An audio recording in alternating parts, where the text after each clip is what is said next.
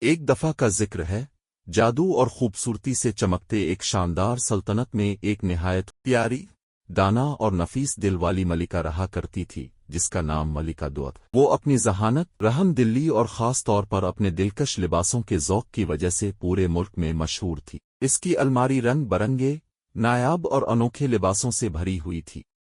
لیکن ایک دن محل میں ایک عظیم الشان شاہی دعوت کا اعلان ہوا۔ دعوت میں داور کے بادشاہ، ملکہ، شہزادے اور شہزادیاں آنے والے تھے۔ ملکہ دوا نے اپنی الماری کھولی، ایک ایک لباس کو دیکھا، پھر کہا، یہ سب خوبصورت ہے، لیکن اب کی بار میں کچھ ایسا پہننا چاہتی ہوں جو سب سے مختلف ہو۔ اس نے اپنے شاہی خادموں کو بلایا اور حکم دیا، دنیا کے ہر کونے سے تلاش کرو۔ مجھے ایسا ہنرمند چاہیے جو میرے لیے ایک جادوئی شاہکار بنا سکے۔ خادم نکل پڑے، پہاڑوں، میدانوں، شہروں اور جادوئی جنگلوں کی خاک چھانتے ہوئے وہ پہنچے ایک پوشیدہ گلزار میں جہاں پریاں رہتی تھی۔ وہاں ان کی ملاقات ایک نیک دل اور ہنرمند پری سے ہوئی جس کا نام تھا ثنا۔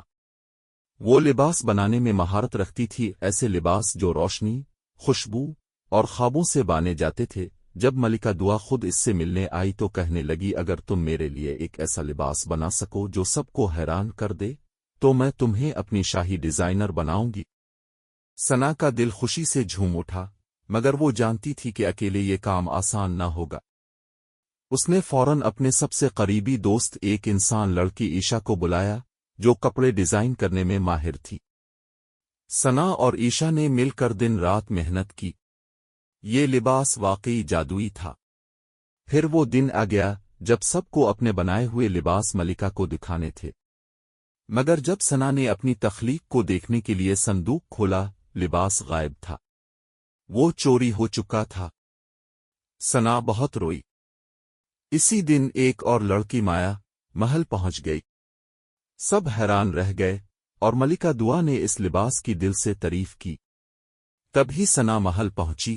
وہ سب کچھ کہنا چاہتی تھی مگر لوگوں کی بھیڑ اور غم کی شدت سے وہ بول نہ سکی۔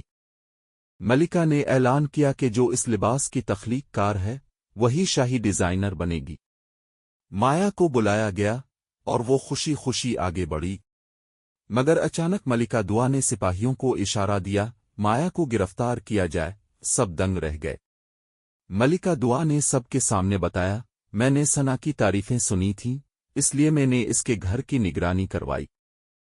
جب وہ گھر پر نہیں تھی میں نے اپنی آنکھوں سے دیکھا کہ مایا چھپ کر اس کا لباس چرا رہی تھی۔ ملکہ دوا نے فخر سے اعلان کیا، میری اصل شاہی ڈیزائنر ثنا ہے، اور اس کا ساتھ دینے والی عیشا کو بھی انعام دیا جائے گا۔ سب تالیاں بجانے لگے۔ ثنا خوشی سے مسکرائی اور عیشا نے اسے گلے سے لگا لیا۔ مایا کو قید کر دیا گیا اور سچائی کی جیت ہوئی۔ دواک نے دعوت میں وہی لباس پہنا اور وہ سب سے پیاری لگ رہی تھی۔ سب اسے دیکھ کر حیران رہ گئے۔